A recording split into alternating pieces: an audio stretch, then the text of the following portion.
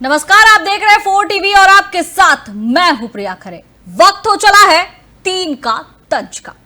तीन का तंज मतलब तीन महत्वपूर्ण खबरें। हर दिन खबरों की भीड़ से हम कुछ अलग लेकर आते हैं जो सिर्फ खबर नहीं होती, क्योंकि खबर रोजाना दिखाई जाती है, लेकिन तीन का जो तंज है इसमें सिर्फ खबरें नहीं दिखाते बल्कि समाज का आईना दिखाने का काम करते हैं। कुछ खबरें आपको ऐसी मिलेंगी जो सोचने पर मजबूर करती है, कुछ खबरें आपको भीतर से हिलाकर रख देती है। तीन का तंज सिर्फ खबरों की लिस्ट नहीं है, ये उस चुप्पी पर वार है जो सत्ता से निकली नालियों में बहते खून पर भी चुप रहती है। और अगर कोई पूछे तो उसे कहा जाता है अब ज्यादा सवाल मत पूछिए, लेकिन सवाल पूछना गुनाह नहीं है।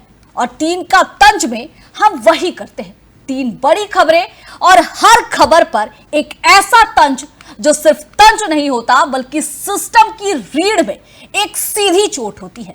यहां बात सिर्फ खबरों की नहीं होती, यहां बात उन चेहरों की होती है जो जुबान नहीं खोलते लेकिन बहुत कुछ कह जाते हैं। तीन खबरें, तीन सवाल और एक तंज जो सिस्टम की सच्चाई से कहीं ज्यादा बोलती है। तीन खबरें आपको हम दिखाएंगे, लेकिन उससे पहले वो विजुअल आपको दिखा रहे हैं कि वो खबरें कौन सी रहने वाली है। और सबसे बड़ी चीज, इन खबरों को दिखाने का मकसद है कि ये खबरें कहां से उठी है, कहां तक जा रही है और क्या इसका हल निकल सकता है। देखिए, मुंबई ट्रेन धमाका केस, इस केस में 12 आरोपी बरी हो गए। अब ये सवाल खड़े हो रहे हैं, सरकार पर भी सवाल खड़े हो रहे हैं। हालांकि न्यायालय का फैसला है, लेकिन सरकार ने यह कहा है कि इसे सुप्रीम कोर्ट में अब चुनौती दी जाएगी। दूसरा, नवोदय विद्यालय में छात्र का संघर्ष का यह मामला है, यह भी हम आपको दिखाएंगे कि पूरा मामला क्या है। और आज का सबसे बड़ा मुद्दा है उपराष्ट्रपति जगदीप धनखड़ का इस्तीफा, जिसपे सत्ता पक्ष खामोश है लेकिन विपक्ष बार बार सवाल उठा रहा है। विपक्ष का कहना है कि स्वास्थ्य कारणों का हवाला दिया गया है, लेकिन ऐसा क्या संभव है? कल ही हमने देखा वो बिल्कुल फिट थे। अब पर्दे के पीछे की कहानी क्या है? विपक्ष कह रहा है कि सत्ता पक्ष इसमें कुछ खेल खेलने वाली है। हालांकि प्रधानमंत्री नरेंद्र मोदी ने ट्वीट किया है, लेकिन यह सिंपल सा ट्वीट है। उन्होंने जो ट्वीट किया है उस ट्वीट पर कुछ भी नहीं कहा गया, सिर्फ कहा गया कि भाई उन्होंने जो अपने पद की गरिमा बनाई रखी, इतने दिनों तक जो निस्वार्थ भाव से सेवा की है, अब उनके स्वास्थ्य की बारी है, उन्हें देखना चाहिए। खैर, चलिए पहली खबर की ओर रुख करते हैं। तो पहली खबर जो है वो मुंबई लोकल ट्रेन ब्लास्ट की है। 18 साल पहले 11 जुलाई 2006 मुंबई की लोकल ट्रेनें रोज की तरह चल रही थी, लेकिन उस दिन रोज की तरह लोग अपने घर नहीं पहुंचे। 7 बम धमाके, 189 लाशें और 800 से ज्यादा घायल, देश दहला। और फिर शुरू हुआ एक केस जो 18 साल तक चलता रहा और अब बॉम्बे हाईकोर्ट ने कह दिया है कि सबूत नहीं है। 12 में से सभी 12 आरोपी बरी। क्या ये इंसाफ है? क्या किसी और के गुनाह की सजा उन लोगों ने काटी जो 18 साल जेल में सड़ते रहे, या फिर वो लोग अब भी खुले घूम रहे हैं जिन्होंने 189 लोगों की जान ली?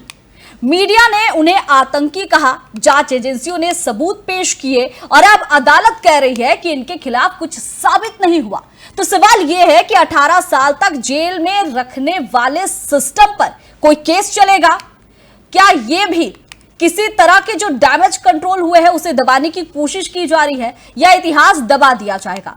और अगर किसी का पूरा जीवन, उसकी इज्जत, उसका परिवार, सब कुछ उजड़ जाए तो माफीनामा कौन देगा?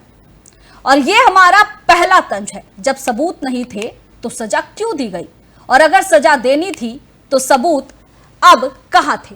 यह सिर्फ तंज नहीं, यह सिस्टम की आत्मा पर एक सवाल है जो अब भी जवाब मांगता है।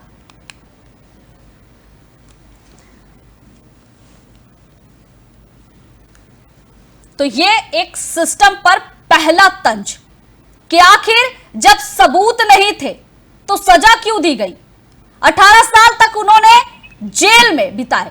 हमारे साथ महाराष्ट्र स्टेट हेड गजानन जुड़े हुए हैं। गजानन, सबसे बड़ी बात है कि इतने साल के बाद, माने केस चला और जो आरोपी थे वो बरी हो गए।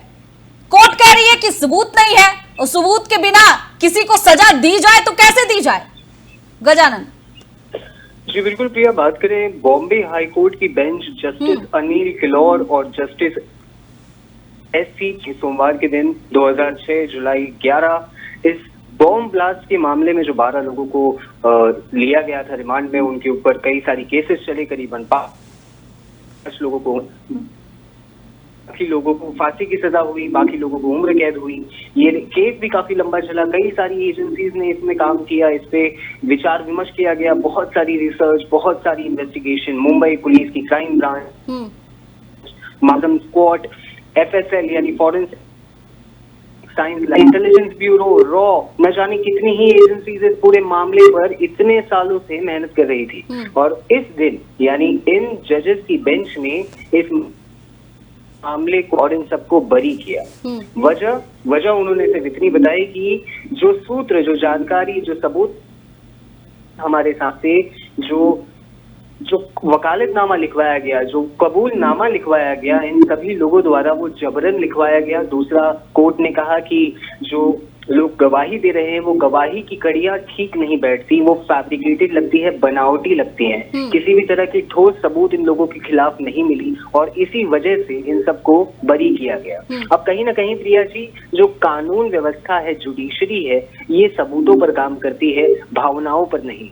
ये बात समझने वाली है कि कई सारे लोगों ने अपने परिजनों को खोया है। महाराष्ट्र भारत के लिए एक बहुत बड़ा हादसा था, टेररिस्ट अटैक के श्रेणी में इसे रखा गया क्योंकि ये टेररिस्ट अटैक था भी। अब सबसे बड़ा सवाल ये है कि अगर इतने वर्ष निकलने के बाद भी आप ये सिद्ध नहीं कर पाते हैं कि कौन कसूरवार है, इतने लोगों की जान का हत्यारा कौन, तो ये सवाल बहुत बड़ा है। गजानन, इस केस में बरी तो हो गए 12 लोग, लेकिन अब सवाल ये उठ रहे हैं कि जिन लोगों को अरेस्ट किया गया सिर्फ वो एक अलग समुदाय यानी मुस्लिम पर टारगेट करने की कोशिश की गई थी। ये सवाल उठाए जा रहे हैं कि अगर किसी भी केस में मुस्लिम का नाम आता है तो वो गुनाहगार होता है, ये कहा जा रहा है, ये सवाल उठाए जा रहे हैं।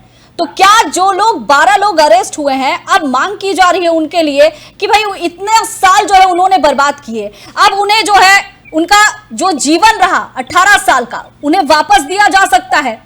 क्या उन्हें नौकरी दी जा सकती है? क्या उनकी वो पुरानी जो स्थिति थी वो लौटाई जा सकती है? अब ये सवालों के कटघरे में खड़ा किया जा रहा है। देखिए, बात ये समझने वाली है कि कानून व्यवस्था सबूतों पर चलती है। महाराष्ट्र गवर्नमेंट ने एक पार्टी थी और ये 12 लोग एक पार्टी थी। इन दोनों को रिप्रेजेंट करने वाले वकील कोर्ट में अलग थे, दोनों ने अपना पक्ष रखा, काफी लंबा चर्चा चला, काफी लंबा इन्वेस्टिगेशन चला, उसके बाद भी कोई नाम सामने नहीं आया और बाइज्जत इन सबको बरी किया गया by high court of Mumbai. अब महाराष्ट्र गवर्नमेंट द्वारा कुछ करीबन कल की ही बात है, महाराष्ट्र गवर्नमेंट ने देवेंद्र फडणवीस ने, महाराष्ट्र के मुख्यमंत्री ने, उन्होंने कहा कि वो सुप्रीम कोर्ट का दरवाजा खटखटाएंगे इस पूरे मामले को लेकर। और ये बात जो आपने कही कि एक धर्म समुदाय विशेष को लेकर ही हमेशा टिप्पणियां होती हैं, उन्हीं पे आवाज लगती है, तो जो नाम हमारे सामने आए थे वो नाम भी हम नहीं भूल सकते। फांसी की सजा जिनको मिली थी, कमाल अहमद, मोहम्मद फैजल, एहतिशाम, नवीर हुसैन खान, आसिफ खान, ये वो लोग हैं जिनको फांसी की सजा मिली। अब इसके बाद जो लोग बचते हैं, तनवीर अहमद, मोहम्मद माजिद, शेख मोहम्मद, मोहम्मद साजिद, मुजम्मिल अताउर, सुहेल महमूद और जाहिर अहमद। बहरहाल इसमें एक नाम और है, अब्दुल वहीद शेख, जिनका कोविड-19 के दौरान जेल में ही उनका निधन हो गया। तो ऐसे देखा जाए तो करीबन 12 लोग होते हैं, जिनमें से एक की मृत्यु जेल में ही हो चुकी थी। तो ये कहना बहुत गलत होगा कि किसी जाति विशेष या फिर किसी धर्म विशेष को ही सरकार ने टारगेट बनाया क्योंकि उठा रहे हैं। हम इस बात को कह के जो इन्वेस्टिगेटिव एजेंसीज हैं, MIB हो गई, रॉ हो गई, मुंबई क्राइम ब्रांच हो गई, फॉरेंसिक्स हो गई, हम इन सबके ऊपर एक इल्जाम लगाते हैं कि आप धर्म देखकर लोगों को अपराधी मानते हैं। तो ये कहना बहुत ही गलत है। सबूतों के हिसाब से कानून व्यवस्था चलती है। ये सरकार के पास भी एक पर्याय है कि वो सुप्रीम कोर्ट का दरवाजा खटखटाएगी, जिसका ऐलान उन्होंने कल ही कर दिया है। जी प्रिया। लेकिन गजानन, सवाल ये है कि 189 लाशें अभी इन परिवार पर क्या बीत रही होगी जब ये फैसला सामने आया कि भाई जितने गुनाहगार थे, जिन्हें गिरफ्तार किया गया था, इतने सालों तक केस चला, वो बरी हो जा रहे हैं। अब उन्हें तो न्यायालय पर पूरा भरोसा था ना कि भाई न्याय जो है मिलेगा, लेकिन न्याय तो मिल नहीं रहा ना, वो कहाँ जाएंगे अब?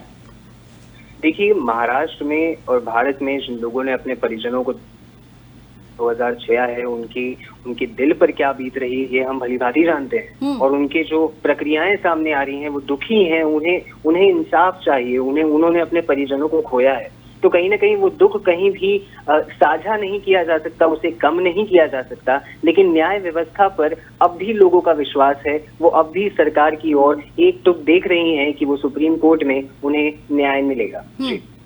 इसके अलावा गजानन, अब एसआईटी गठित करने की फिर से मांग तेज हो चली है कि भाई जो कसूरवार है, जो दोषी है सचमुच में, क्योंकि ये धमाका किस तरह का था ये आप और हम अच्छी तरह से जानते हैं और जिनके आंखों के सामने हुआ वो तो कभी भूल ही नहीं सकते हैं। अब अगर इस पर न्याय नहीं मिलेगा तो फिर सरकार भी कटघरे में खड़े होगी, न्यायपालिका भी कटघरे में खड़ी होगी। और जो गुनाहगार है, अगर ये सच में असली गुनाहगार नहीं है तो कोई तो गुनाहगार है जो खुलेआम घूम रहा है, फिर उसे सजा क्यों ना मिले। एसआईटी गठित करने की मांग अब तेज हो चली है। जी बिल्कुल, जहां तक बात करें इस पूरे जांच में, इसके पहले भी जब एसआईटी गठित की गई थी, पूरी एजेंसीज ने साथ मिलकर काम किया था। एक बहुत बड़ा नाम भी सामने आया था, केपीएस रघुवंशी, उस समय के महाराष्ट्र एटीएस के प्रमुख थे।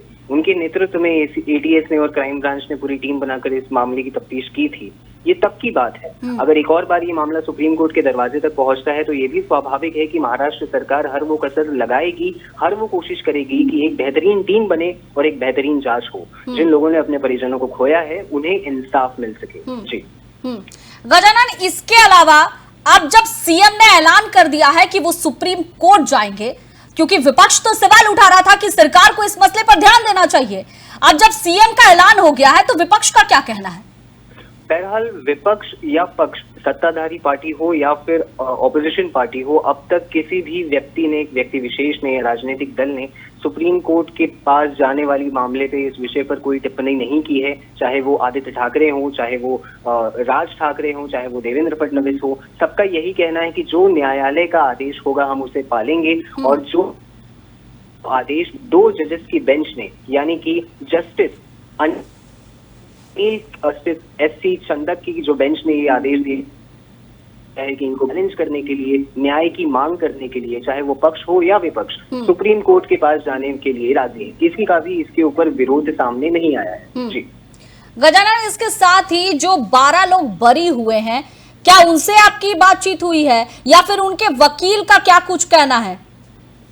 देखिए, सार्वजनिक तौर पे जो बरी हुए हैं उन्होंने अब तक मीडिया से बात नहीं की है, अपनी बात नहीं। स्वाभाविक है कि अगर उन्हें बरी किया जाता है, एक तंज अगर हम ये सोच कर देखें कि शायद न हो, इसका हम सिर्फ एक अंदाजा लगा सकते हैं, एक आकलन लगा सकते हैं कि अगर समझ लिया जाए किसी की गलती ना हो तो उसे पूछना भी काफी गलत होगा कि आपको क्या लग रहा है, क्या हुआ आपके साथ, तो वो जवाब जो है काफी पीड़ादायक होगा।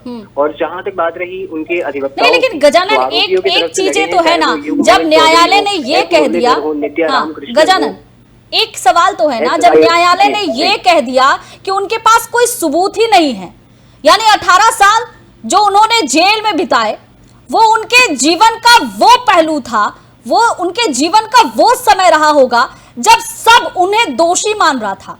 अभी तो उन्हें बाइज्जत बरी कर दिया गया कि भाई सबूत नहीं है, लेकिन क्या उनके, अगर सच में ये दोषी नहीं है तो वो जिंदगी उनकी वापस आ सकती है? उस वक्त जब सब उन्हें दोषी मान रहा था, आज वो स्थिति अलग नजर आ रही है, लेकिन वो जिंदगी उनकी वापस नहीं आ सकती है ना। तो वो एक न्यायालय पे सवाल भी खड़े हो रहे हैं कि अगर सबूत नहीं थे तो आखिर किस बिना पर आपने इतने साल उन्हें जेल पे रखा? देखिए, ये कहीं ना कहीं खामियों को सामने लाता है। मुद्दों पर गहरी चिंता जताई थी, वो सबूत भी काफी ज्यादा सेंसिटिव थे।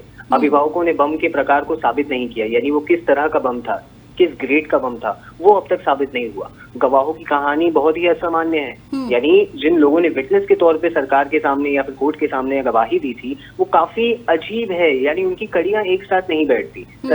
कोर्ट ने इस पर भी चिंता जताई। सरकारी टीपीआई, जिसे टेस्ट आइडेंटिफिकेशन परेड कहते हैं, वो भी अवैध रूप से कराया गया। कबूलनामे में धारणा के लिए गलत कहे गए थे, यानी कि कोर्ट ने खुद माना है कि धार्मिक संज्ञान के बिना पर इनकी तफ्तीश की गई, इनके कबूलनामे लिखवाए गए। ठीक है, इस बातों को लेकर ही उनको बरी किया है। तो और उसको सुप्रीम कोर्ट में चैलेंज करने के लिए महाराष्ट्र गवर्नमेंट ने पहले ही ऐलान कर दिया है। जी गजानन, इसके साथ ही क्या माना जाए कि अब ये जो केस जो है उसकी फाइलें बंद हो जाएंगी? मतलब जो कसूरवार हैं, जो दोषी हैं, वो ऐसे खुलेआम घूमते रहेंगे, हमारे आसपास ही रहेंगे, लेकिन हमें नहीं पता चलेगा? या फिर ये कहे कि अब इसको लेकर कवायद तेज होगी, यानी जो गुनाहगार है उन्हें अब फिर से पकड़ने की कवायद शुरू हो जाएगी, किनके बीच में घुसे हुए कहां है, ये सब चीज जांच होगी। और जो कहा जाता है ना कि भाई न्याय की पट्टी आंखों में नहीं बंधी है, मतलब न्याय तो मिलेगा ही। सिर्फ कहा जाता है कि कानून अंधा है लेकिन सुन सकता है, हर कार्रवाई जो है वो सुनकर होगी। तो ऐसा माना जाएगा या फिर सच में कहे कि केस बंद हो जाएगा, फिर फाइलों में ही सिर्फ दबकर रह जाएगा, इस केस के कोई सबूत हाथ नहीं लगेंगे? जहां तक आकलन लगाई जाए कि सबूत न मिलेंगे, ये कहना बहुत ही ज्यादा गलत होगा, क्योंकि कई सारे लोगों ने अपने परिजनों को खो है। ये हो जैसा महाराष्ट्र में माहौल है, सरकार, राज्य सरकार हो या केंद्र सरकार हो, सभी चाहते हैं कि इसका एक सही निष्कर्ष निकले, एक असली आरोपियों को पकड़ा जाए उनके। और यही कारण है कि आज भी महाराष्ट्र में जिन लोगों ने उस दिन 11 जून 2006 को अपने परिजनों को खोया, उनकी हत्याएं हुई, उनके मर्डर्स हुए, मास सुसाइड हुए, उसके लिए न्याय की उम्मीद रखते हैं और सुप्रीम कोर्ट की तरफ एक नजर से देख रहे हैं कि न्याय हमें मिलेगा। तो कहीं ना कहीं सुप्रीम कोर्ट का एक दरवाजा अब भी बाकी है, जिसे महाराष्ट्र सरकार और महाराष्ट्र की जनता खटखटाएगी। जी गजानन, बहुत बहुत धन्यवाद। तो पहली खबर हमने आपको दिखाई कि आज की महत्वपूर्ण खबर क्या है। मुंबई लोकल ट्रेन ब्लास्ट, इसमें हमने आपको दिखाया कि 189 लाशें बरामद हुई थी। अब इसके जो है आरोपी वो 18 साल तक जेल में रहे, 12 आरोपियों को बाइज्जत बरी कर दिया गया। अब बॉम्बे हाईकोर्ट ने कहा है कि उनके पास सबूत नहीं थे, इसलिए उन्हें बरी कर दिया गया। लेकिन सवाल ये खड़े होते हैं कि अगर सबूत नहीं थे तो फिर आखिर उन्हें इतने सालों तक जेल में रखा ही क्यों किया गया? और अगर ये असली गुनहगार नहीं है तो फिर गुनहगार है कौन? क्योंकि जितनी लाशें मिली है, जिन्होंने अपनों को खोया है, आज वो सवाल पूछ रहे हैं कि भाई आखिर असली गुनहगार कौन है और उन्हें क्यों नहीं सजा मिल रही है। तो ये पहली खबर हमने दिखाई। खैर, अब आगे का मसला क्या होगा, क्योंकि सीएम ने साफ तौर पर कह दिया है कि भले हाईकोर्ट ने अपना फैसला सुना दिया, लेकिन अब हम सुप्रीम कोर्ट का दरवाजा खटखटाएंगे, सुप्रीम कोर्ट जाएंगे और जो असली गुनहगार है उन्हें सजा दिलवा कर रहेंगे। ये आगे की अब तस्वीर है, क्या होगी नहीं होगी इस पर हमारी नजर टिकी रहेगी। चलिए अब दूसरी खबर की ओर बढ़ते हैं। तो ये लखीमपुर खीरी के मितौली का एक मामला सामने आया है। एक स्कूल है जहां बच्चे पढ़ने जाते हैं, मगर अब फांसी का फंदा उनके विरोध का हथियार बन चुका है। जवाहर नवोदय विद्यालय के कक्षा 9 से 12 के छात्रों ने खुद को हॉस्टल में बंद कर लिया। प्रधानाचार्य पर आरोप है कि गाली, मारपीट और मानसिक प्रताड़ना देते हैं। छात्र भूखे हैं, सहमे हुए हैं और ये कह रहे हैं कि अगर कार्रवाई नहीं हुई तो जान दे देंगे। आपने सही सुना, देश के सबसे प्रतिष्ठित स्कूल नेटवर्क में से एक के छात्र आत्महत्या की धमकी दे रहे हैं। शाम को वीडियो भेजा गया जिसमें छात्रों ने गले में फंदा डाला है, मगर सिस्टम की आंखें नहीं खुली। एसडीएम पहुंचे, तहसीलदार पहुंचे, बच्चे बोले, मगर सिस्टम ने फिर वही किया, दरवाजा तोड़ा और जुबान भी। और फिर सोशल मीडिया पर आया एक और वीडियो जहां एक पुलिस अधिकारी एक बच्चे का गला दबाकर उसे एम्बुलेंस में खींचता दिख रहा है। तो यह है सिस्टम का समाधान। डरे हुए छात्रों की चीखों को दबा दो और आरोपों को निराधार कह दो, फाइलें बंद कर दो। हमारा दूसरा तंज, जब स्कूल में ही डर लगे तो बच्चे कहां जाए? और सिर्फ यह डर इसलिए नहीं है कि भाई वो पढ़ने से भाग रहे हैं, यह डर है कि उन्हें प्रताड़ित किया जा रहा है। जब इंसाफ मांगने वाले बच्चे को ही घसीटा जाए तो क्या सिस्टम को अब भी पालक कहना चाहिए? यह स्कूल नहीं, सिस्टम के भीतर छुपी बर्बरता की क्लास है, जहां मासूम सवाल पूछते हैं और जवाब में थप्पड़, गालियां और दरवाजे टूटते हैं। पहले आपको पीड़ित छात्र की बाइट सुनाते हैं कि उसने क्या कुछ कहा, फिर इस पर अब विस्तार से चर्चा करेंगे। मैं अपनी आइडेंटिटी इसलिए छुपा रहा हूँ क्योंकि मेरे साथ आगे कोई भी कार्रवाई हो सकती है। हम लोग शांतिपूर्ण तरीके से हाउस में बैठे हुए हैं और मेरा समिति से मेरा यह अनुरोध है कि समिति के कोई उच्च अधिकारी एसी या डीसी आकर के हमसे बात करें और हमारी समस्याओं को समझें। मैं अपनी आइडेंटिटी से छुपा। और इसी मसले पर हम बातचीत करने के लिए हमारे साथ संवाददाता जुड़ गए हैं अरविंद अवस्थी, जो कि लखीमपुर खीरी से संवाददाता जुड़े हुए हैं। उनसे पूरे मामले की पहले जानकारी ले लेते हैं, फिर धीरे धीरे करके परते दर परते खोलेंगे। अरविंद, पहले तो आप पूरे मामले की जानकारी दीजिए कि आखिर ऐसा क्यों कह रहे हैं बच्चे, क्या हो गई, आखिर ऐसी क्या तस्वीर सामने आ गई, क्या बातें हो गई, प्रधान अध्यापक ने ऐसा क्यों किया, क्यों बार बार वो मानसिक प्रताड़ना दे रहे हैं छात्रों को, क्या वजह है? अरविंद, मेरी आवाज मिल रही है? बोलिए अरविंद जी। प्रियंका जी, बिल्कुल बताना चाहूंगा कि जिस तरीके से लखीमपुर खीरी से अभी तक जो है 19 घंटे 20 घंटे बीत चुके हैं और बच्चे लगातार जो है अपनी सोशल मीडिया पर अंदर से ही कमरे से बना के वीडियो लगातार जारी कर रहे थे, लेकिन प्रशासन के उस समय हाथ पांव फूले थे जिस समय एक बच्चे ने अपना वीडियो बनाया था और सभी बच्चों ने अपना फंदा बना करके कि मैं जान दे दूंगा अगर मेरी इस बात को न्याय से नहीं सुना गया और उच्च अधिकारी जो बैठे हुए हैं ऊपर, अगर इन्होंने मेरी बात का संज्ञान नहीं लिया और अगर हमारा दर्द नहीं सुना तो बड़ा सवाल खड़ा होता है इनके पे।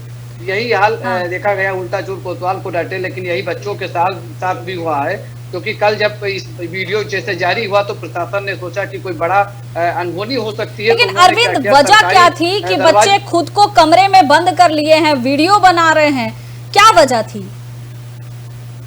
बिल्कुल प्रियंका, बता दूं कि वजह जो बच्चों के द्वारा सोशल मीडिया पे जो वीडियो वायरल किए गए थे उसने साफ तौर पे ये आरोप लगाया था कि यहाँ के जो प्रिंसिपल हैं, यहाँ के जो है टीचर हैं, वो जो है लगातार प्रताड़ित करते हैं और मारते पीटते हैं। और यहाँ पे जो है शादी कुछ पार्टी उटी की बात जो है उन्होंने बताया कि यहाँ पे बर्थडे उडे के जो है कार्यक्रम किया गया था, उसी में हम लोगों ने इसका विरोध किया था, क्योंकि ये स्कूल है और स्कूल में पार्टी फंक्शन करने का कोई वो नहीं है, पढ़ाई का टाइम होता है। तो उसी पर लेकर के उसी दिन से प्रिंसिपल और जो वहाँ के टीचर थे वो लगातार उस पर जो है तंज कसने लगे, वहाँ के फिर एक नहीं एक पाई करके सभी बच्चों को परेशान करने का काम करने लगे। तो ये मामला धीरे धीरे जो है 6 महीने से लगातार चलता आ रहा था, लेकिन जब मामला बच्चे उठाने की कोशिश करते थे तो वहाँ के जो प्रिंसिपल थे, वहाँ की जो शिक्षक थे, जिन्होंने बच्चों की बातों को दबाया, कई बार जो है बच्चों ने जो है वहाँ के पुलिस को भी सूचना दिया, लेकिन वो ठंडे बस्ते में मामला पड़ा रहा, क्योंकि वो इसलिए पड़ा रहा कि गुरु थे, लेकिन बच्चा तो बच्चा था, तो बच्चे की आवाज उठाए कौन? तो स्कूल की बात स्कूल में दाब रख ली गई और जो पीड़ित बच्चे थे उनकी आवाज आगे बढ़ने नहीं दी गई, क्योंकि ये एक केंद्रीय विद्यालय है और ये बड़ा सवाल खड़ा होता है कि देश का सबसे बड़ा विद्यालय माना गया है। जब बहुत मेहनत करने के बाद उस स्कूल में बच्चे प्रवेश पाते हैं और प्रवेश के बाद भी अगर जो उस तरीके की गुरु होकर के घटना को अंजाम दे रहे हैं तो गलत इसे लोग साबित कर रहे हैं। जी प्रियंका। अरविंद, इसके साथ ही ये भी जानने की कोशिश करेंगे कि आखिर किसकी बर्थडे पार्टी थी? जो बच्चे कह रहे थे कि भाई स्कूल में बर्थडे पार्टी नहीं होनी चाहिए, किसी शिक्षक की, प्रधान अध्यापक की, किसकी बर्थडे पार्टी थी? देखो, सूत्र जो बताए हैं हम लोगों ने कल से जानकारी लेने का प्रयास, लेकिन मीडिया के सामने वहाँ के लोगों ने कोई बोलने से इनकार किया, क्योंकि आप तो कल से हालात देख रहे होंगे कि वहाँ के हालात क्या चल रहे हैं। तो हमें लोगों को सूत्र से जानकारी कि जो प्रिंसिपल साहब के साले साहब थे उनका बर्थडे मनाया जा रहा था, यहाँ पे पार्टी बंदी मतलब पार्टी की जा रही थी।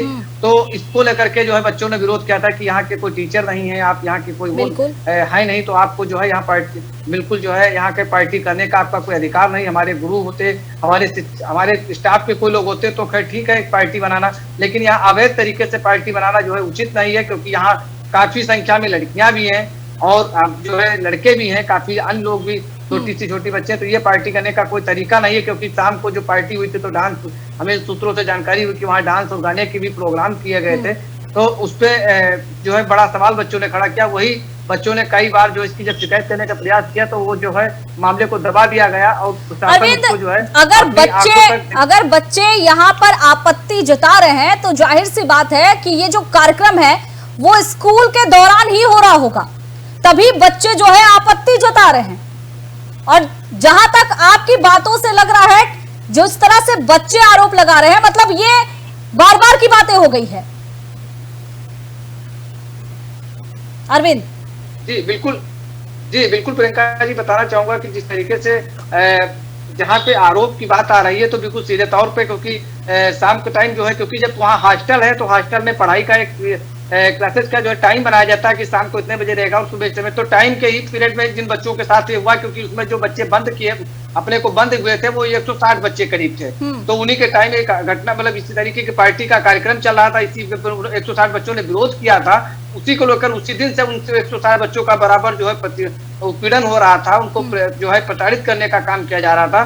तो एक अमानवीय चेहरा है कि शिक्षा देने वाला गुरु अगर अपमानित करेगा और उनको जो है प्रताड़ित करेगा तो बड़ा सवाल एक खड़ा होता है सिस्टम पे कि इस तरीके से कैसे सरकारी सिस्टम है, कैसा क्या है जिस तरीके से जो है बच्चों को प्रताड़ित करने का काम किया गया। एक और भी कल आपने देखा होगा, हमने भी एक वीडियो जो है सोशल मीडिया पे लगातार वायरल हो रहा है, जिसमें जो वहाँ के मितौली थाना अध्यक्ष जो शिवाजी दुबे हैं, उन्होंने भी जो है काफी प्रयास के सुबह से मतलब 8 घंटे अपने को बच्चे बंद कर रखे, लेकिन उस पर कोई सहानुभूति नहीं। लेकिन ये जरूर उन्होंने देखा, हमने देखा कि एक दबंगाई उनको देखने को मिली जो सोशल मीडिया पर वायरल हो रही है कि एक बच्चे को जो है गला पकड़ के अपने गुस्से में और जो गले को दाब करके जो गले दाबते हुए आगे को जो एम्बुलेंस में ठूसने का काम कर रहे हैं। तो ये भी एक बड़ा सवाल खड़ा होता है कि एक प्रशासनिक अधिकारी अगर शिक्षक जो बच्चे होते हैं अगर बच्चे के ऊपर जो है प्यार से उसको समझा नहीं सके, अपनी बात नहीं रख सके, वो सीधे अपनी गुंडागर्दी पे उतर आए और गुंडागर्दी के बाद जो है जो तस्वीरें आई हैं उसको हर व्यक्ति देख करके झकझोर रहा है कि तरीके से जब बच्चा नहीं सुरक्षित है, जो शिक्षित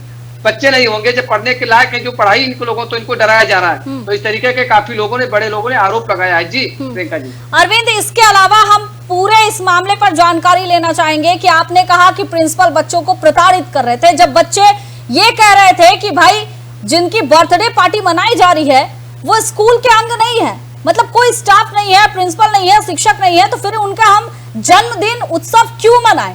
जब ये आरोप बच्चों की तरफ से लगाया जा रहा था, ये शिकायतें जब प्रिंसिपल से की जा रही थी, तो उस दौरान प्रताड़ित किया गया। किस तरह से प्रताड़ित किया गया? क्या बच्चों ने आपको जानकारी दी?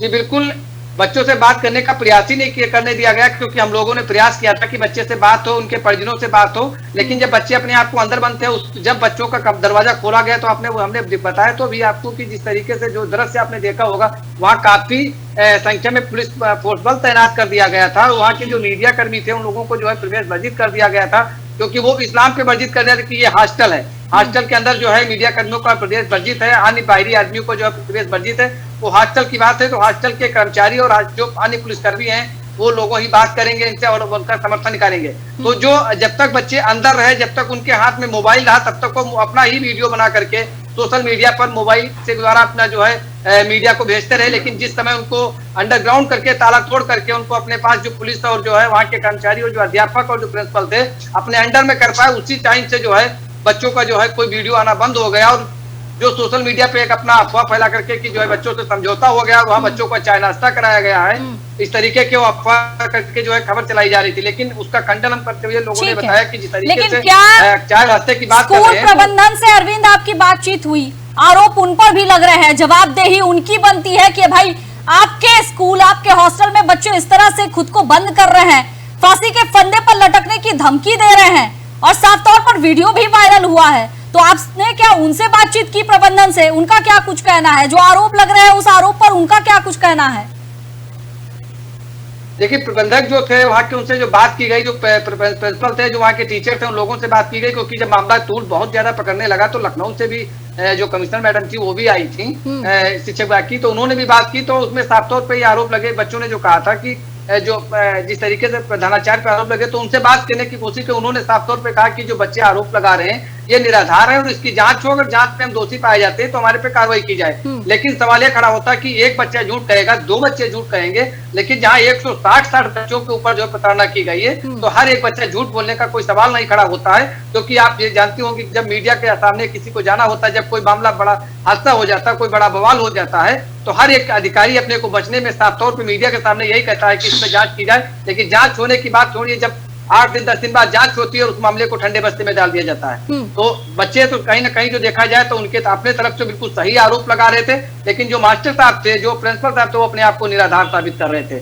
जी अरविंद, इसके साथ ही एक और सवाल कि आखिर देखिए, ये जो स्कूल पर आरोप लगा है वो तो अलग है, अब पुलिस भी पहुंचती है, उनका भी कारनामा देखिए, मतलब पुलिस भी किस तरह से जो है बच्चे को गर्दन पकड़ कर लेके जाती है। तो ये भी तो एक सवाल है ना, पुलिस प्रशासन पर भी एक सवाल खड़े हो जा रहे हैं कि अगर स्कूल प्रबंधन इस तरह की हरकत कर रहा है तो भाई पुलिस प्रशासन भी तो कोई कम नहीं है। साथ दे रहा है स्कूल का? जी बिल्कुल प्रियंका, कहना चाहूंगा कि जिस तरीके से कल की जो हरकत हुई है, जो शिवाजी दुबे नाम के जो इंस्पेक्टर थे, उन्होंने अपने आप से, क्योंकि एक जिम्मेदार थाने के थाना अध्यक्ष होता है और अगर जो कोई छोटा कर्मचारी किया होता तो ठीक है कि हाँ माना जाता, लेकिन जब खुद स्वयं होकर के अपने आप उस बच्चे का गला दबाते हुए और जो है एक्टिंग, जिस तरीके हीरो वाली एक्टिंग में निकल रहे थे और बच्चा जो है एकदम जो है सचट गया था। आपने देखा जो तस्वीर वीडियो में कैद हुई, एकदम बच्चा अपने आप को डरा हुआ सहमा हुआ दिख रहा था। तो ये सवाल उठा कहीं ऐसा ना होता कि कोई अनहोनी का शिकार भी हो सकता था, लेकिन ये जो पुलिसकर्मी है इनको जरा सा भी शर्म नहीं है कि ये कोई अपराधी नहीं है, एक बच्चा है और जो है विद्यार्थी है, इसके साथ जो है अच्छे से संवाद किया जाता। हो सकता है बच्चों का मामला था कि बच्चे समझ जाते हैं, और लेकिन समझाने के बजाय वहाँ हमें ये लगा कि किसी राजनीतिक दबाव माना जाए या आधिकारिक दबाव माना जाए। जिस तरीके से पुलिस वहाँ काम कर रही थी तो उसका जो है कहीं ना कोई षड्यंत्र के तहत वो जो है इस तरीके का हरकत काम किया है, और इस पे पुलिस अधीक्षक जो संकल्प शर्मा, इस पे इनको ध्यान देना चाहिए किस तरीके से बच्चों के साथ अगर जो उन्होंने ऐसा किया है तो उन पे भी जो है कड़ी कार्रवाई करने का जो है विषय बनता है। और अगर साथ में बात भी की जाए, अगर एक और भी मामला सामने आया था कि जिस तरीके से पुलिस की जो व्यवस्था देखी गई है, तो वहाँ के जो लोग जो देखे हैं, जो वीडियो जब सोशल मीडिया पे वायरल हुआ है तो वो लोग भी पुलिस पे सवाल खड़ा कर दिया था कि इस तरीके की घटना। और देखिए एक और मामला चौंकाने वाले सामने आया है कि जो स्कूल के अध्यापक थे, जो दोषी थे, उनको अभयदान दिया गया है। वहाँ अभयदान देकर के उनको जो है क्लासेस कराने के लिए जो बच्चों की मांग थी उसको दरकिनार करके, और जो तहसील के प्रशासन था, जैसे वहाँ की SDM रेणु मिश्रा थी, वहाँ के तहसीलदार थे, उन लोगों को जो है इधर से उधर ट्रांसफर करके और जो है पल्ला झाड़ लिया गया है। और जो दोषी थे वो आज भी स्कूल में बैठ के मलाई काट रहे हैं, और जो दोषी पुलिसकर्मी थे उनके पे भी कोई कड़ी कार्रवाई नहीं की गई। जी प्रियंका जी। बिल्कुल अरविंद, बहुत बहुत धन्यवाद आपका। तो लखीमपुर खीरी की ये तस्वीर हम आपको दिखाए जहां की जवाहर नवोदय विद्यालय के बच्चों ने यह आरोप लगाया कि प्रिंसिपल उन्हें प्रताड़ित कर रहे हैं, मानसिक प्रताड़ना दे रहे हैं। वजह क्या थी? बच्चों ने बताया कि स्कूल में प्रिंसिपल के साले का जन्मदिन मनाया गया। उन्होंने ऑब्जेक्शन किया। बच्चों ने कहा कि जब वो स्कूल का स्टाफ नहीं है, शिक्षक नहीं है, तो फिर जन्मदिन मनाने की आवश्यकता क्या है? बस भाई प्रिंसिपल साहब इसी से भड़क उठे, मानसिक प्रताड़ना शुरू कर दी। बच्चों ने खुद को कमरे में बंद कर लिया। एक बच्चे नहीं, दो बच्चे नहीं, बल्कि 160 बच्चों ने खुद को कमरे में बंद कर लिया। अब वहां से वीडियो बनाना शुरू किए। सोशल मीडिया पर वीडियो वायरल हुआ जिसमें बच्चे ये कह रहे थे कि अगर उनकी बातें नहीं मानी गई, उन्हें प्रताड़ना देने का दौर नहीं खत्म किया गया, तो वो फांसी के फंदे पर झूल जाएंगे। सिर्फ बात यहां तक खत्म नहीं हुई, अब दरवाजा तोड़ने के लिए पुलिस को बुलाया गया। लेकिन पुलिस की हरकत भी देखिए, पुलिस आती है, बच्चे को समझाने के बजाय सीधा गर्दन पकड़ती है एक ऐसे अपराधी की तरह कि मानो बहुत बड़ा गुनाह कर दिया। अब सिस्टम की बदहाली की तस्वीर यह बयां कर रही थी कि एक तो प्रिंसिपल जो बच्चे को प्रताड़ित कर रहे थे, दूसरा पुलिस जो उनका साथ दे रही है। अब ये छोटे छोटे बच्चे जो पढ़ाई करने के लिए आए हैं, उन्हें तो इस तरह से कटघरे में लाके खड़ा कर दिया कि वो गुनहगार हो, अपराधी हो, तो फिर बच्चे अपनी गुहार लेकर कहां जाए। खैर चलिए बढ़ते हैं अब तीसरी खबर। 3 के तंज में तीसरी खबर से आपको रूबरू करवाते हैं। देश के दूसरे सबसे बड़े संवैधानिक पद पर बैठे शख्स ने इस्तीफा दे दिया है। बिल्कुल आपको पता होगा कि हम कौन सी खबर की बात कर रहे हैं। सत्ता के गलियारे में सन्नाटा है। उपराष्ट्रपति जगदीप धनखड़ का इस्तीफा आया। उन्होंने कहा कि मैं विदाई भाषण नहीं दूंगा और फिर निकल गए, बिना शोर, बिना विदाई, बिना धन्यवाद। ये वही धनखड़ है जिनके हर शब्द पर पहले सत्ता पक्ष ताली बजाता था, और अब एक ट्वीट के अलावा कोई खबर नहीं, कोई बयान नहीं, यहां तक कि सोशल मीडिया तक पर खामोशी। आखिर क्यों? क्या यह सिर्फ एक इस्तीफा है या फिर एक संवैधानिक असहमति की शुरुआत? बीएसी की बैठक से नाराजगी हो या फिर विपक्ष के प्रस्ताव को स्वीकार करने की उदारता? कहीं ऐसा तो नहीं कि उन्होंने कुछ अस्वीकार्य स्वतंत्रता दिखा दी? और सवाल यह भी है कि क्या अब संवैधानिक पद पर बैठा व्यक्ति भी सत्ता से सहमति की शर्त पर ही टिक सकता है? तमाम सवाल खड़े हो रहे हैं कि आखिर ऐसा क्या हो गया कि जगदीप धनखड़ ने अपने पद से इस्तीफा दे दिया। क्योंकि कल की बात की जाए तो कल तक वो बिल्कुल ठीक थे। आज उन्होंने अपने स्वास्थ्य का हवाला दिया, कहा कि मेरी तबीयत ठीक नहीं चल रही है और मैं इस पद पर अब नहीं बैठ सकता हूं। हालांकि इस पर प्रधानमंत्री नरेंद्र मोदी ने भी ट्वीट किया। उन्होंने कहा कि उन्होंने अपना दायित्व यानी जगदीप धनखड़ ने अपना दायित्व पूरे अच्छे से निभाया। अब उनके स्वास्थ्य कारणों की वजह से अगर वो इस पद से हटना चाहते हैं तो कोई दिक्कत नहीं है, और इसे लेकर अब राष्ट्रपति ने उनका इस्तीफा भी स्वीकार कर लिया है। अब सुगबुगाहट और भी तेज हो गई है कि भाई ये पहले से कुछ खेल तो नहीं, जो सोचा जा रहा था वही तो कुछ नहीं। विपक्षी नेता इस पर बयान दे रहे हैं। विपक्षी नेता का कहना है कि भाजपा ये सारी चीजें जो है उनकी सोची समझी चाल होती है, अब उन्हें हटाना है, किसी और को गद्दी पर बैठाना है। लेकिन अब सवाल है कि ऐसा क्या हो गया कि जगदीप धनखड़ को इस्तीफा देना पड़ा। हम इसी पर विस्तार से चर्चा करेंगे। हमारे साथ रिपोर्टर जुड़े हैं, उनसे हम जानेंगे कि आखिर ऐसी वजह क्या है। कृष्णा सोनकर हमारे साथ जुड़े हुए। कृष्णा, सबसे बड़ी बात, उपराष्ट्रपति जगदीप धनखड़ उन्होंने इस्तीफा दिया और राष्ट्रपति ने इस्तीफा स्वीकार कर लिया। अब चर्चाओं का बाजार गर्म है कि आखिर ऐसा क्या हो गया। बीजेपी की ऐसी कौन सी गुत्थी है जो सुलझ नहीं रही है, एक कड़ी से दूसरी कड़ी जोड़ने की कोशिश की जा रही है। कृष्णा,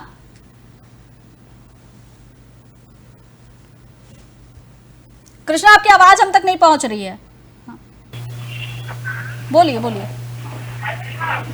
जी बिल्कुल, आपको बता दूं कि जिस तरह से बहुत ही बड़ा मामला सामने आया है वो है कि देश के उपराष्ट्रपति जो है जगदीप धनखड़, वो है, उनका इस्तीफा हुआ है। बहुत से बड़ा मामला है। आपको बता दूं कि जिस तरह से संसद सत्र की शुरुआत हुई है, मानसून सत्र की शुरुआत हुई है, उसके बाद से लगातार हंगामे की भेंट चढ़ रहा है और जो विपक्ष है वो लगातार सवाल खड़ा कर रहा है। ऐसे में सबसे बड़ा सवाल ये है कि जगदीप धनखड़ जो इस्तीफा दिया है जिन्होंने और उनकी जो मंजूरी कह रही है राष्ट्रपति ने, वो बहुत बड़ा सवाल उनके मन में है, विपक्ष में, कि हालांकि ये जो इस्तीफा हुआ है उसकी वजह क्या है। क्योंकि इसकी वजह को लेकर जो तमाम सांसद है कांग्रेस के, राहुल गांधी समेत, और रणदीप सुरजेवाला जो कांग्रेस के बयान आया था सांसद का कि साफ तौर पर जो है बीजेपी के राष्ट्रीय अध्यक्ष जेपी नड्डा जो है वो इनके सबसे बड़े विलेन है। कहीं ना कहीं बहुत बड़ा सवाल बनता है कि एक प्रमुख तौर पर मानसून का सत्र स्टार्ट होता है, पहले दिन प्रधानमंत्री नरेंद्र मोदी का संबोधन होता है मीडिया के सामने, और उसके बाद जो है हंगामा होता है, उस देर शाम को इस्तीफे की खबर आ जाती है। तो कहीं ना कहीं बड़ा मुद्दा है, क्योंकि इस सत्र में जो है काफी बिल भी पारित होने, और ऐसे में जो विपक्षी सांसद है वो तमाम जो बिल को लेकर चर्चा भी करेगा, तमाम जो मुद्दे हैं उसको लेकर मांग की भी चर्चा कर रहा है। तो फिलहाल ये एक बहुत बड़ा मैटर है, क्योंकि जगदीप धनखड़ एकमात्र एक ऐसे उपराष्ट्रपति है जिनका आजादी के बाद से पहली बार जो पद पे होते हुए उनका इस्तीफा हुआ है। इससे पहले आपको बता दूं कि उपराष्ट्रपति किशन कांत थे जो जिनकी मृत्यु हो गई थी, और उसके बाद जो है वो पद खाली हुआ था। लेकिन ये पहली बार इतिहास में हो रहा है जो कि एक उपराष्ट्रपति जो है वो अपने पद पर रहते हुए इस्तीफा दे देते हैं। तो बड़ा सवाल ये है, विपक्ष के मन में भी है, तमाम लोगों के मन में भी सवाल है कि हालांकि उनका स्वास्थ्य को लेकर एक चिंतन था, स्वास्थ्य उनका खराब चल रहा था, लेकिन अचानक विपक्ष ने आरोप लगाया है कि सुबह के वक्त कुछ और था, सुबह बिल्कुल वो फिट थे, और उसके बाद जो अचानक उनकी तबीयत खराब होने का बहाना लगाते हैं और वो एकदम से इस्तीफे की मांग कर देते हैं। तो आपको बता दूं कि जिस तरह से रेणुका चौधरी जो कांग्रेस की सांसद है, उन्होंने साफ बयान दिया था। रेणुका चौधरी ने कहा था कि ये बिल्कुल अट्टे कट्टे जाट है, इनको कुछ नहीं हुआ है, बिल्कुल स्वस्थ है, और ऐसे में इनका इस्तीफा, अगर शाम के वक्त इनका इस्तीफा आता है तो कुछ ना कुछ दिमाग में असमंजस है, यानी कि कुछ ना कुछ एक बड़ी एक बात है, यानी कि जो सरकार कृष्णा क्या वजह हो सकती है? कृष्णा, अटकलों का बाजार तो गर्म ये है। हुआ तो हुआ कहते, ये कुछ ना कुछ सोची समझी साजिश है, क्योंकि सुबह के वक्त उनका भाषण होता है, सुबह वो बैठते हैं, बिल्कुल ठीक होते हैं, और बाद में अचानक। ठीक है कृष्णा, मेरी आवाज मिल रही है आपको? बिल्कुल। एक तरफ से ये देखा जाए तो विपक्षी सांसद जो है लगातार उपराष्ट्रपति जो है जगदीप धनखड़ से मुलाकात कर रहे थे। अभी हाल ही में देखा जाए कि किस तरह से दिल्ली के पूर्व मुख्यमंत्री अरविंद केजरीवाल ने भी उनसे मुलाकात की। जी ठीक है कृष्णा, वजह क्या हो सकती है? आप कह रहे थे कि लगातार वो विपक्षी दिल्ली के मुख्यमंत्री विपक्षी नेताओं के संपर्क में थे, केजरीवाल ने भी उनसे मुलाकात की। जी, तो वो कहीं ना कहीं तमाम जो विपक्षी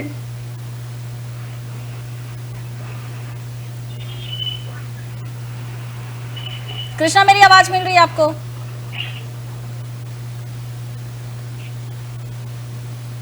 ठीक है कृष्णा, मेरी आवाज मिल रही है आपको?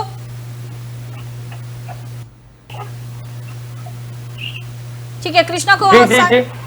कृष्णा, अगर आवाज मिल रही है तो आप जवाब दीजिए कि क्या हम मान लें कि वो लगातार विपक्षी नेताओं के संपर्क में थे और यही वजह है कि बीजेपी को खटक रही थी, और जो ये अटकलों का बाजार है कि उनसे जबरदस्ती इस्तीफा लिया, ये कुछ हद तक सही है?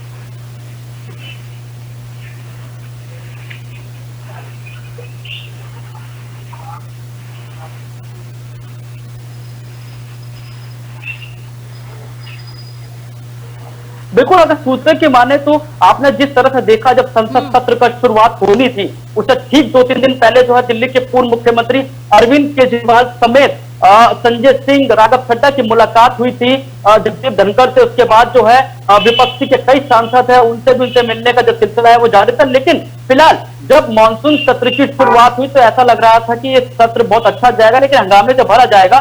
लेकिन ये किसी को पता नहीं था कि देश के उपराष्ट्रपति जो कि राज्यसभा के सभापति होते हैं, उनका इतने जल्दी टाइम में इस्तीफा हो जाएगा। तो कहीं ना कहीं बड़ा सवाल है, लेकिन फिलहाल अभी जो है जानकारी खुल के सामने नहीं आई है।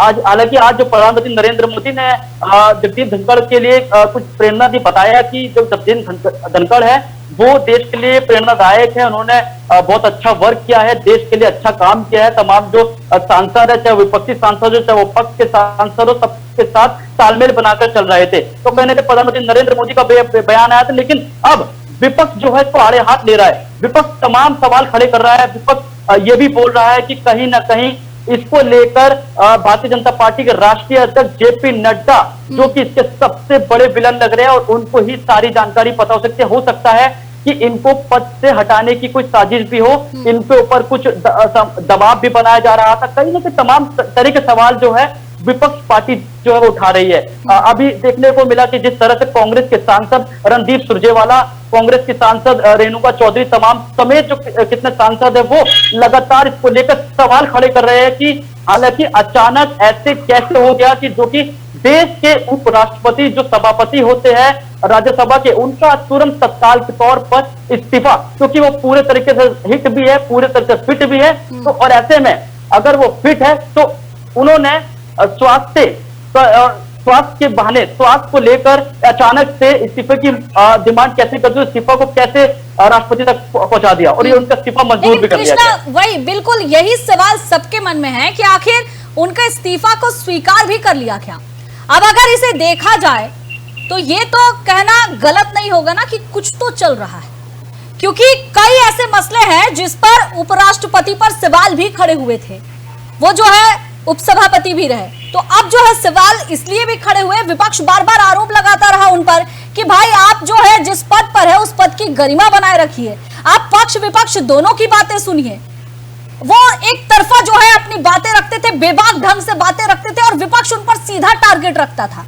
और आपने देखा होगा पिछले सत्र के दौरान जिस तरह से उनके खिलाफ अविश्वास प्रस्ताव लाया गया और अब उनका इस्तीफा, कहीं ना कहीं बीजेपी कुछ बड़ा करने की सोच रही है, हम ऐसा मान सकते हैं कृष्णा?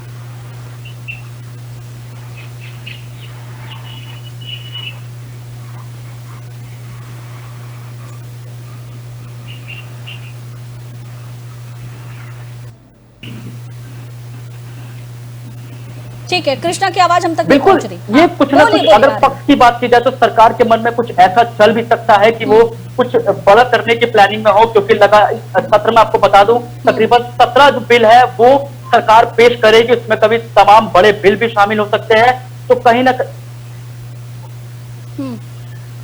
कहीं एक बड़ी बात है सरकार के मन में कि वो उपराष्ट्रपति का इस्तीफा हो गया, लेकिन अब जो है नया उपराष्ट्रपति कौन आएगा, कौन सभापति बनेगा राज्यसभा का, तो कहीं ना कहीं एक बड़ी प्लानिंग जो सरकार के मन में हो सकती है। क्योंकि एक तरफ विपक्ष है, विपक्ष आरोप लगा रहा है, विपक्ष के सामने आरोप लगाना, लेकिन सत्ता पक्ष जो है उस पर जवाब देने से इनकार कर रहा है। सत्ता पक्ष ने ये बोला कि उनके स्वास्थ्य से रिलेटेड कुछ वर्क हो सकता है, उनको आराम देने की बात की गई है डॉक्टर के द्वारा, तो कहीं ना कहीं उनको आराम करना चाहिए। तो कहीं ना कहीं अभी बात कृष्णा, अभी तो फिलहाल स्थिति साफ हो गई, उनका इस्तीफा स्वीकार कर लिया गया। अब जो नामों पर जो चर्चाएं चल रही है, नाम कौन से हो सकते हैं कृष्णा?